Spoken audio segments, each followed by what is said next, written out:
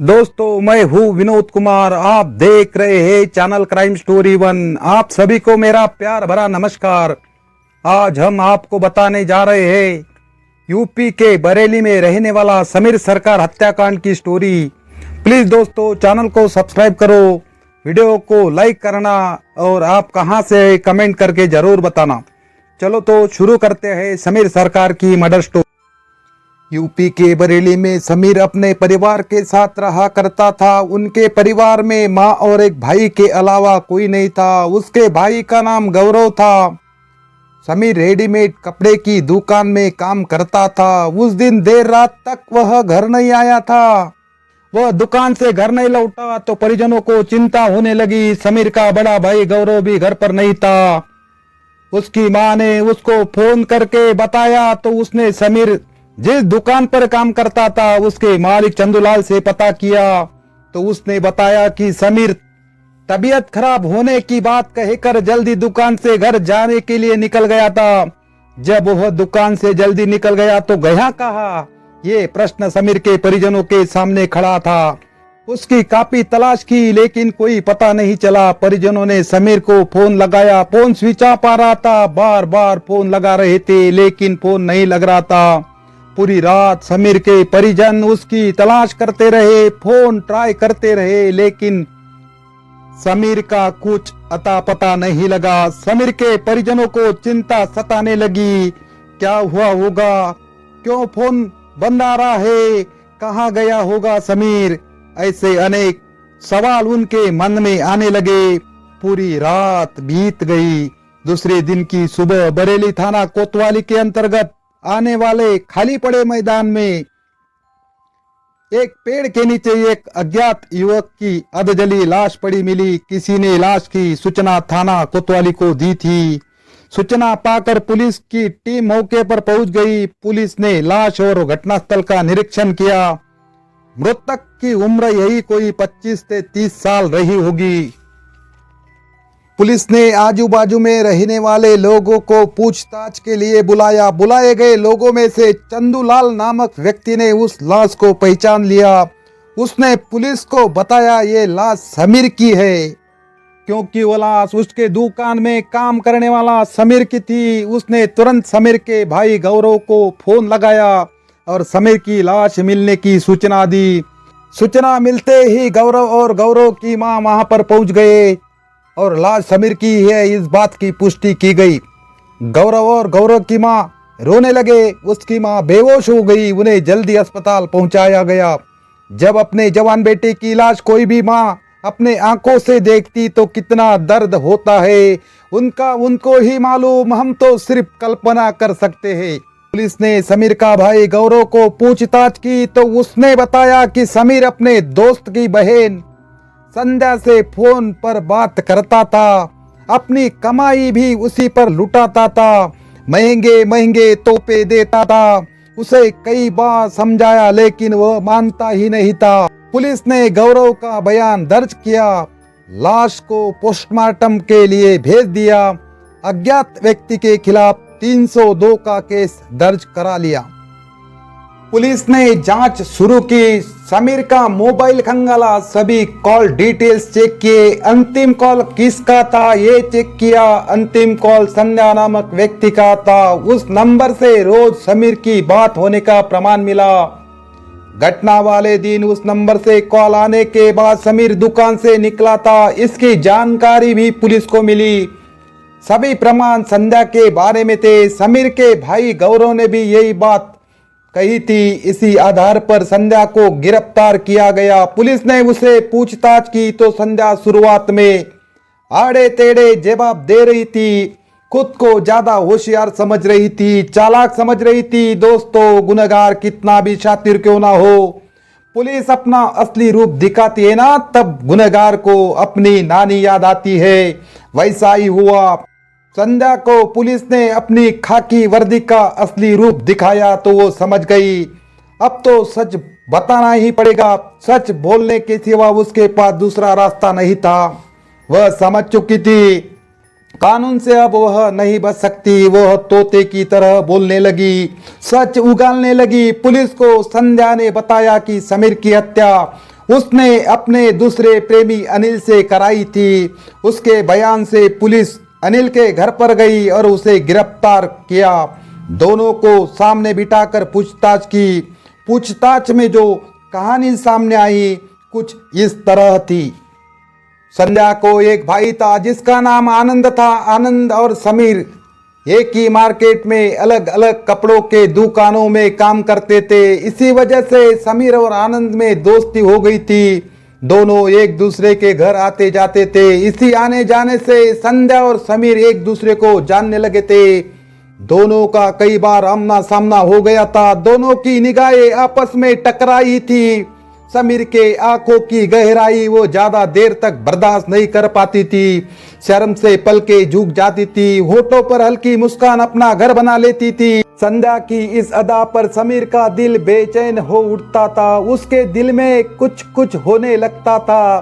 संध्या को भी समीर अच्छा लगता था। वह उसे दिल ही दिल में चाहने लगी थी। समीर को संध्या पहले से ही पसंद थी। इस वजह से समीर अपने कदम बढ़ने से न रोक सका। वह भी संध्या को अपनी बाहों में लेना चाहता था। वह उसका प्यार पाने के लिए आतुर था। एक दिन समीर संध्या के कमरे से निकलकर बाहर की ओर जाने लगा। अचानक वह फिसल गया। उसमें उसके हाथ के उंगली को चोट लगी। उंगली से खून निकलने लगा।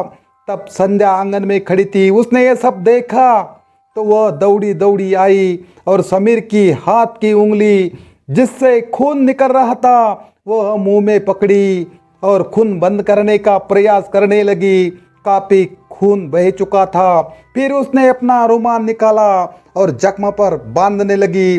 उसके द्वारा ऐसा करते समय समीर उसकी तरफ प्यार भरे नजरों से देखता रहा।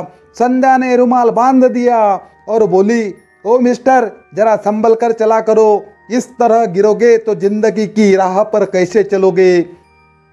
जब तक जख्म ठीक नहीं होता तब तक अच्छी ड्रेसिंग किया करो। इस बात पर समीर ने कहा, यह जख्म तो ठीक हो जाएगा, लेकिन दिल का जख्म, उसका क्या? इतना कहकर समीर तेजी से दरवाजे के बाहर निकल गया। एक दूसरे को चाहते हुए भी खुलकर अभी तक ना समीर ने प्यार का इजहार किया था और ना ही संध्या ने किया था। लगन की आग दोनों तरफ लगी थी। दोनों एक दूसरे को चाहते थे। बस देर थी शब्दों को जुबान से बयां करने की। समीर जब संध्या के घर जाता था तब संध्या का मन अधिक से अधिक उसके आसपास रहने को करता था। दोनों मिलते थे तब इधर उधर की बातें करते थे। एक दिन समीर अपने घर के कमरे में बैठा था। संध्या उनको मिलने के लिए उसके घर पर गई थी। उसको देखकर समीर बहुत खुश होकर बोला, आओ संध्या आओ, बहुत दिनों के बाद आई हो, बैठो, मैं आपके लिए चाय बनाता हूँ। ऐसा कहकर वो चाय बनाने चला गया। संध्या वही टेबल पर रखी किताब के पन्ने पलटने लगी। उसमें उसको एक लव स्टोरी दिखी। वह लव स्टोरी को पढ़ने लगी। थोड़ी ही देर में समीर चाय लेकर आया और बोला, संध्या क्या पढ़ रही हो? संध्या ने बताया कि उस किताब में लव स्टोरी है, उसे पढ़ रही थी। दिल को छू लेने वाली लव स्टोरी है इसमें, ऐसा बताते हुए वह शर्मा गई। समीर ने कहा, मैंने पढ़ी है वो लव स्टोरी, कितना प्यार था दोनों में। समीर की बात सुनकर संध्या भावुक हो गई। भावुक होते हुए वो बोली, बड़े किस्मत वाले होते हैं जिन्हें ऐसा प्यार मिलता है।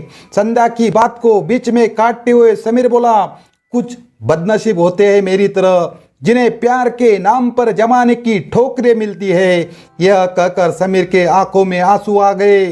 समीर के आंखों में आंसू देखकर संध्या तड़प उठी। समीर का हाथ अपने हाथ में लेकर बोली, तुम ऐसा क्यों सोचते हो? मैं तुमसे बहुत दिनों से एक बात बताना चाहती थी, लेकिन हिम्मत नहीं जुटा पाई, डर लगता था। समीर, मैं तुमसे बहुत प्यार करती हूँ। संध्या की बात पर समीर को विश्वास नहीं हो रहा था। वह संध्या की तरफ देखते हुए बोला, क्यों तुम मेरा मजाक उड़ा रही हो? संध्या, मैं भी तुमसे बहुत प्यार करता हूँ। संध्या, लेकिन क्या अपना प्यार ये दुनिया एक्सेप्ट करेगी? समाज के ठेकेदार हम दोनों को एक होने देंगे? क्योंकि हम एक जाति के नहीं है। हमारे माता पिता नहीं मानेंगे, हमारे प्यार को स्वीकार नहीं करेंगे।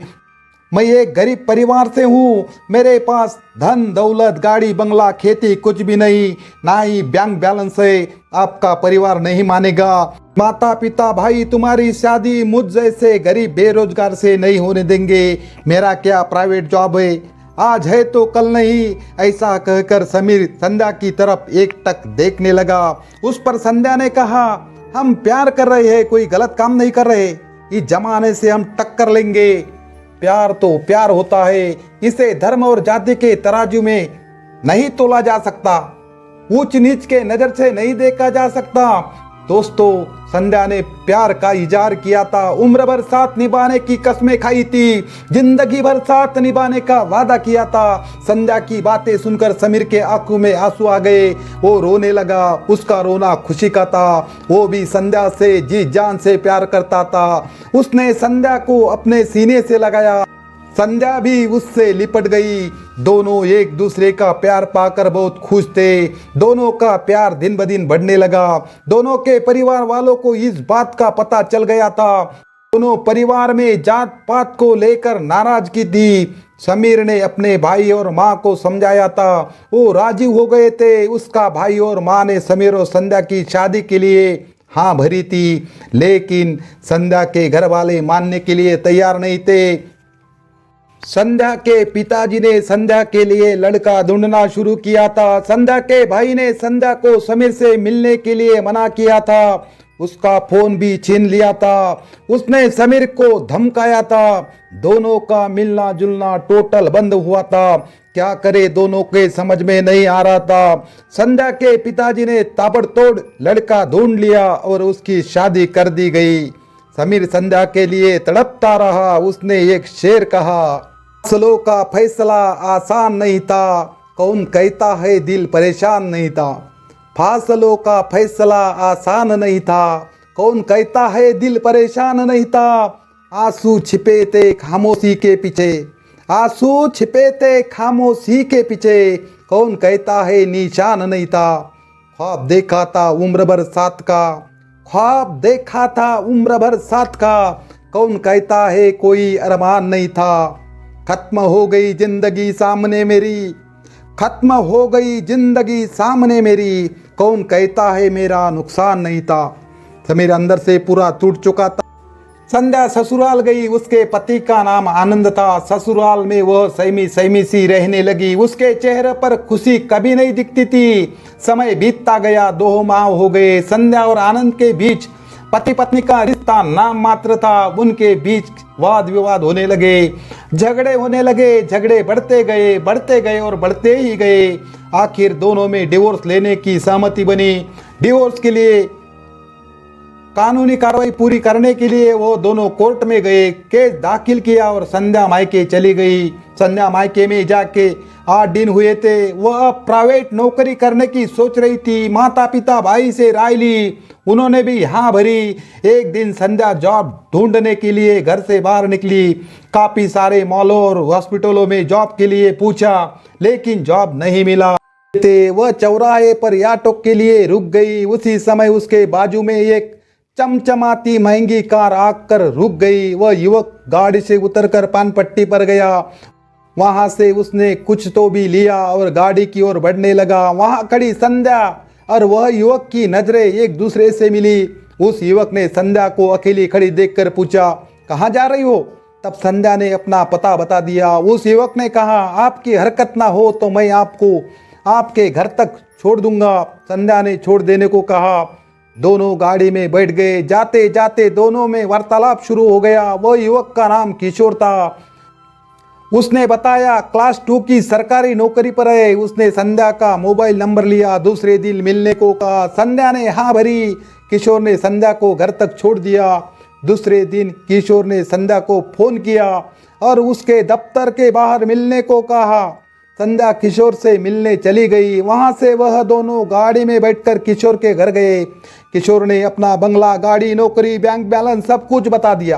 किशोर संध्या को चाहने लगा। संध्या भी खूबसूरत थी। संध्या को उसने प्रपोज किया। संध्या ने भी वो एक्सेप्ट किया। दोनों में प्यार हो गया। दोनों मिलने लगे, फोन पर बातें करने लगे। पहला प्रेमी छोड़ा, अपना पति छोड़ दिया।